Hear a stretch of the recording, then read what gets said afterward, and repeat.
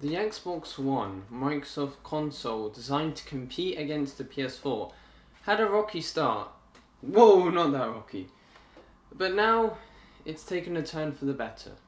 Let's see how the Xbox One has transformed over the last 6 months.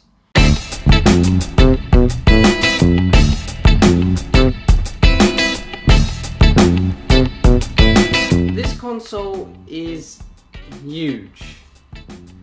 It's a giant and it looks like it came from the 90s. Seriously, it's thicker than the entire Tintin box set, whatever that means to you. And the Kinect is only a few DVDs thinner. So why is it this enormous? Well, do you remember the Xbox 360 and that whole red ring of death? Yeah, Microsoft doesn't want that to happen again, so they've played it safe. What it means is that you're not going to be able to hide this, and it's not the prettiest of sights. By no means is it an eyesore, but it's big, bulky, jagged edges, and it's unapologetically plastic. The design is functional, however. You can see there is a USB port on the right side, and the back has all the necessary ports, including 2 more USB ports, an Ethernet port, power, which requires a huge power brick, SPDIF, IR out, an HDMI out, and an HDMI in, and I will talk about that a bit more later on. Microsoft decided to keep the touch buttons the same as the 360, which are cool, but you're gonna get annoyed when you accidentally turn off the console or eject disc whilst playing a game. Those are the only buttons on the box, and there's none on the Kinect. Now this is because, well, 6 months ago, Microsoft wanted you to do everything with your hands and voice. Well, that's changed. And so what do you have to use now? You have to use the controller. Controller contains all the necessary buttons, which all do essentially the same thing that they did on the 360. They are improved, however. For example, the joysticks are much more precise. You've got a finely functioning D-pad, and the triggers have some nice feedback to them. The bumpers do take a while to get used to though. They are on a hinged design. If you want to see my full opinion on this controller and a comparison between the 360, the link is down below, or you can click this controller right now. New controls have been added. For instance, if you are in snap mode, you can switch between which app you're controlling by double pressing the Xbox button. A headset is actually included with this console. This is a nice addition and it'll get you by, but like all freebies, it's run of the mill. The headset also includes some functions here, which include mute, volume up, and volume down.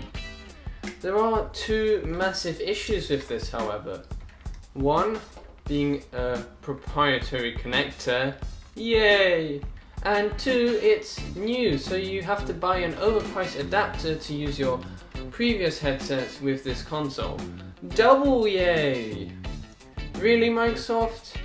I know Apple get a lot of hate for this, but this is a games console, this is a headset, this isn't a charger. This really pisses me and so many other people off. This is a games console and I've spoken nothing about games. Well, that was Microsoft at last year's E3.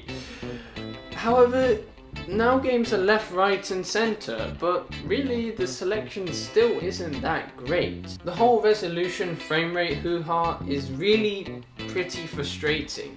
To my untrained eye, I can't see the difference between 1080p and 900p. However, what really is just sad is that when I look at GTA 5 on the 360 and it looks better than COD Ghost, Titanfall, and even perhaps Assassin's Creed 4 on the Xbox One? Now, granted, these are newer games, they've been in development for much shorter time than GTA 5, but this is the next gen. The horizon is bright, however, and by the end of the year I should be able to recommend the games for this console. Onto the Kinect. It sucks and no games use it. That's it. Next. Navigating the Xbox One should feel familiar to anyone who's used an Xbox 360 or even perhaps a Windows 8 PC. there are 3 main tabs. You have Home, which includes 5 of your most recent apps or games, the most recent one being in the center and being largest. To the left you have a Friends panel, and to the right you have persistent Snap mode, apps and games, and the disk that is currently inserted. To the left of Home you have Pins. Pins are just apps you have put there that you want easy access to. Now, it works well and all, but there's no easy way of rearranging them, which is a real shame. And then you have Store on the far right. Now, Store includes apps, movies, music, and games, of course, and it even has a search function. I myself don't use it very often, but it's nice to have it right there. The Snap feature works well, and it's a nice idea, but I've rarely found any use for it. Apart from streaming on Twitch, I don't see the appeal of watching a movie and whilst playing a game. Isn't it just self-defeating? The TV function recently came out in a few more countries, the UK being one of them. But I have to apologise because I haven't been able to test it out simply because I don't have a TV connection in this room. I have, however, found a use for it, which is plugging in a 360 and playing your older console through this.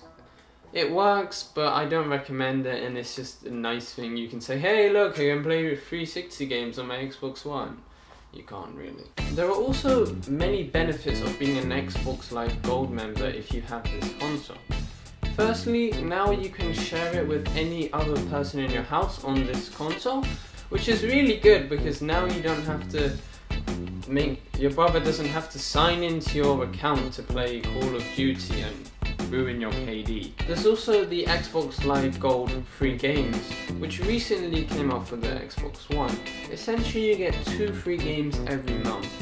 Now, one of them was actually Max the Curse of Brotherhood. You can see my review below, in which I said it's a really interesting and good game. So there's actually a real good benefit now of having Xbox Live apart from it being mandatory. And talking of mandatory, you don't actually need Xbox Live anymore to watch Hulu, Netflix or any other streaming services, which is really good, especially because this is meant to be an entertainment box, and for people that don't want to play games for whatever reason. Before they would have to get Xbox Live and then a subscription to Netflix, but now that requirement is now gone. So that was my opinion, my thoughts on the Xbox One.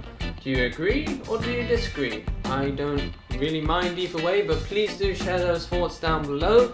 You can also press the like button if you did enjoy the video, and the dislike button if you felt that it wasn't up to your standards. Thank you very much for watching, and I hope to see you very, very soon. Congratulations if you're still here. You have a chance to win an Xbox Live Gold membership. All you have to do is scan as fast as you can. There's your chance of winning Xbox Live Gold.